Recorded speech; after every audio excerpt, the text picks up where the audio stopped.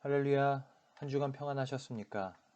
주님 안에서 한 주간 평안하시고 또 기쁨 가운데 사셨으리라 믿고 또 응원하고 기도합니다. 우리는 지난 시간 성경에 나타난 여러 가정들, 그 가정에 닥친 재난과 고난, 그리고 그 이야기를 통해서 하나님께서 우리 가정을 어떻게 부르시고 또 어떠한 사명의 자리로 이끌어 오셨는지를 살펴보았습니다. 오늘 살펴볼 가정은 아브라함의 가정입니다. 먼저 한 가지 책 이야기를 시작하려고 합니다. 뉴욕의 디자이너였던 포스터 헌팅턴은 이런 질문을 생각해냅니다. 만약 우리의 집에 불이 나면 집에서 가장 먼저 들고 나올 것은 무엇인가? 그는 파티에서 이 질문을 가지고 많은 사람들과 토론과 대화를 하고 그 결과를 책으로 발간했습니다. 그 책을 보면 사람들이 평소에 소중하게 생각하고 있었던 삶의 우선순위가 무엇인지 알게 된다는 것입니다. 여러분, 동일한 질문을 여러분에게도 던지고 싶습니다. 여러분의 삶에 있어서 가장 중요한 것은 무엇입니까? 창세기 12장은 아브라함의 이야기입니다. 아브라함의 가정의 이야기입니다. 노아의 가정과 마찬가지로 하나님의 부르심은 노아 한 사람에게 국한되고 아브라함 한 사람에게 국한된 부르심이 아니라 아브라함 가정 모두를 부르시는 특별한 부르심이었습니다. 그러나 하나님의 부르심을 받은 아브라함의 가정은 그렇다면 조금 평탄한 삶, 축복받은 삶을 살아야 할 것 같은데 오늘 본문은 아브라함에게 닥친 어떤 어려움에 대해서 이야기하고 있습니다. 창세기 12장 10절은 이렇게 기록되어 있습니다. 그 땅에 기근이 들었으므로 아브라함이 애굽에 거류하려고 그리로 내려갔으니 이는 그 땅에 기근이 심하였습니다. 여러분, 기근이라는 단어가 있습니다. 그리고 그 땅이라는 단어가 있습니다. 여러분, 이 땅이 어떤 땅입니까? 가나안 땅입니다. 하나님이 아브라함을 부르시고 내가 내게 보여줄 땅으로 가라. 내가 그곳에서 큰 민족을 이루고 내게 복을 줄 것이다 한 바로 그 가나안 땅.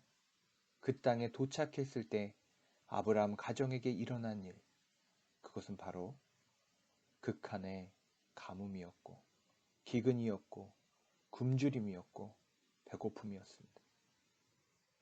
여러분, 이것이 잘 이해가 되지 않습니다. 왜 하나님은 그 부르신 하나님의 공동체에게 고난을 허락하시는가? 우리가 살펴보았듯이 아담은 둘째 아들을 잃는 큰 슬픔을 겪었습니다.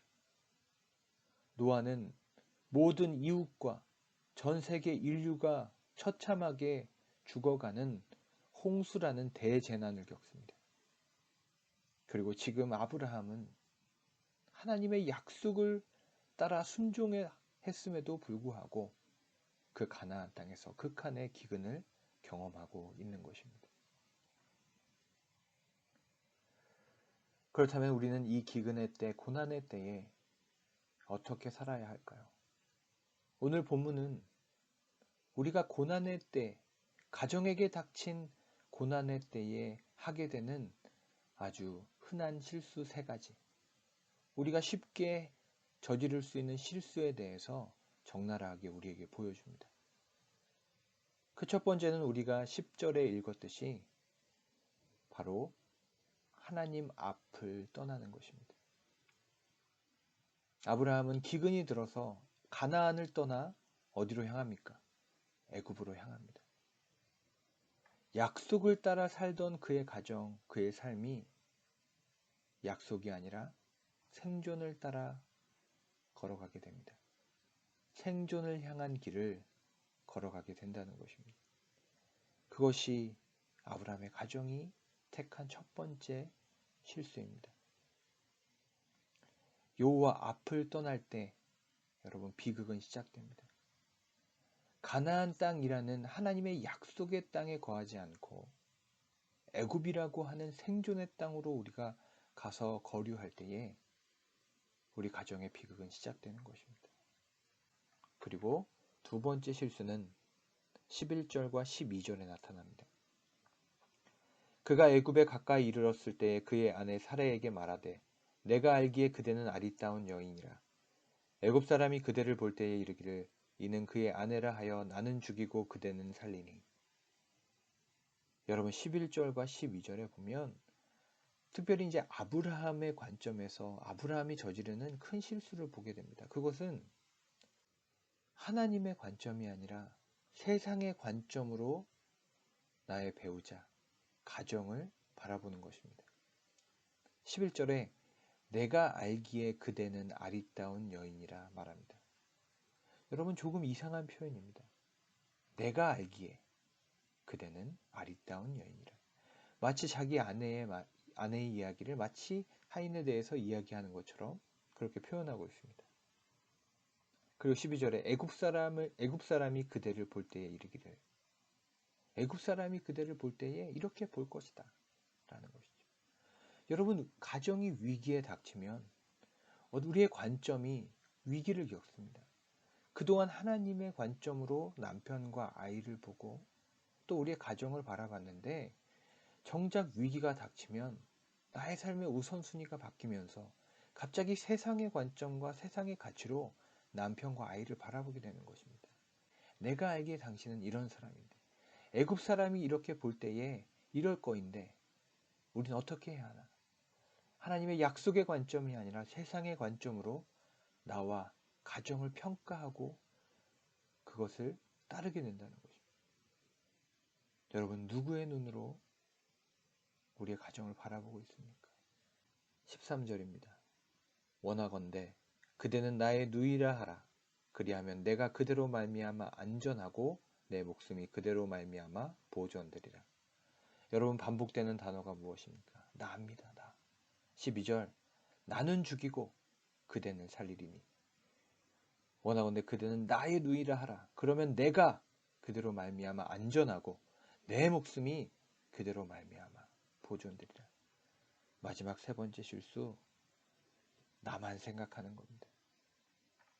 가정도 아내도 남편도 아니라 나만 살기 위해서 선택하는 것, 그것이 우리가 기근의 때에 범하는 큰 실수입니다. 그렇다면 여러분 이 이야기는 어떻게 끝이 납니까? 결국 사라는 애굽 왕에게 부름을 받아 그의 여인으로서 살고 아브라함은 16절에 양과 소와 노비와 암수 나귀와 낙타를 얻습니다. 여러분 관계를 잃어버리고 얻는 양과 소가 무슨 의미가 있습니까? 모든 가정의 관계가 끊어지고 고난 가운데 얻게 되는 나귀와 낙타와 재물과 명예가 무슨 소용이 있겠습니까? 아브라함의 실수는 우리에게 명확하게 소유보다 관계를, 생존보다 약속을 선택하라는 하나님의 교훈을 발견하게 됩니다. 19절을 제가 읽습니다. 내가 어찌 그를 누이라 하여 내가 그를 데려다가 아내를 삼게 하였느냐. 내 아내가 여기 있으니 이제 데려가라 하고. 여러분 밑줄을 한번 쳐보시면 좋겠어요. 내 아내가 여기 있으니 이제 데려가라. 내 남편이 여기 있으니 이제 데려가라. 내 자녀가 여기 있으니 이제 데려가라. 남편으로부터 외면당하고 끌려가는 아내를 외면하지 마시고 부모로부터 외면받고 세상에 끌려가는 자녀를 외면하지 마시고 약속을 떠나가는 나 자신의 삶을 외면하지 마십시오. 여러분 위기의 때에 우리는 이런 시험을 당하게 될 것입니다. 말씀을 정리합니다. 여러분 위기의 때에 삶의 우선순위가 드러납니다. 여러분 우리의 삶의 우선순위가 무엇입니까? 돌아보기 원합니다. 우리가 하게 되는 쉽게 저지르게 되는 실수 세 가지를 말씀드렸습니다.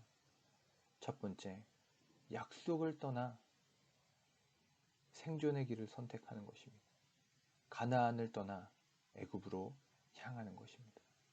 두 번째 실수는 하나님의 눈이 아니라 세상의 눈으로 나와 가정을 바라보는 것입니다. 그것으로 평가하고 그것으로 선택하고 그 길을 가는 것입니다. 그리고 마지막 세 번째, 그 위기가 심해졌을 때 극한 죽음에 대한 두려움 때문에 나 혼자 살기 위해서 살아가게 되는 것입니다. 오늘 말씀을 통해서 또 다음 한 주간 살아가실 때에 하나님 앞에서 우리에게 주신 약속, 그 부르심, 그 사명, 그 비전, 아내와 자녀를 바라보며 기도하며 소망하는 그 모든 것들 떠올리시고 지금 어떠한 상황에 계시든지 포기하지 마시고 힘내시고 강건하게 주님 앞에 승리하시기를 간절히 축원합니다. 기도하겠습니다. 하나님 은혜를 감사합니다. 오늘 말씀을 통하여 또 우리에게 오늘 깨달음을 주시니 감사합니다. 하나님, 우리가 어떠한 상황에도 주님 앞을 떠나는 그 실수를 반복하지 않도록 주님 도와 주시옵소서. 가뭄과 핍박과 고난의 때라도 주님의 약속의 땅, 예배의 자리를 떠나지 않는 지혜를 허락하여 주시옵소서. 하나님, 세상의 눈이 아니라 하나님의 눈으로 나와 우리 가정의 삶을 바라보게 하여 주시옵소서.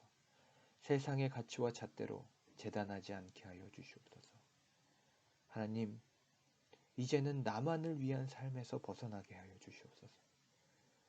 나의 희생과 나의 헌신과 나의 눈물로 누군가 살아나고 번창하고 풍성해질 수 있는 그리스도의 십자가의 그 비밀이 바로 나로부터 우리 가정으로부터 경험될 수 있도록 주님께서 역사하여 주시옵소서. 지금은 우리 구주 예수 그리스도의 은혜와 하나님 아버지의 사랑과 성령의 교제교통 충만하심의 역사가 오직 하나님 앞을 떠나지 않고 우리 가정에게 주신 사명 바라보며 오직 세상의 눈이 아니라 주의 약속의 관점으로 나의 삶과 우리 가정에 걸어갈 길을 묵묵히 걸어가기로 다짐하는 우리 모두 위에, 이 대한민국의 고난 가운데 있는 모든 가정들 위에, 그들의 모든 기도의 제목들과 소원들 위에 지금으로부터 영원히 함께 하시기를 간절히 축원하옵나이다. 아멘.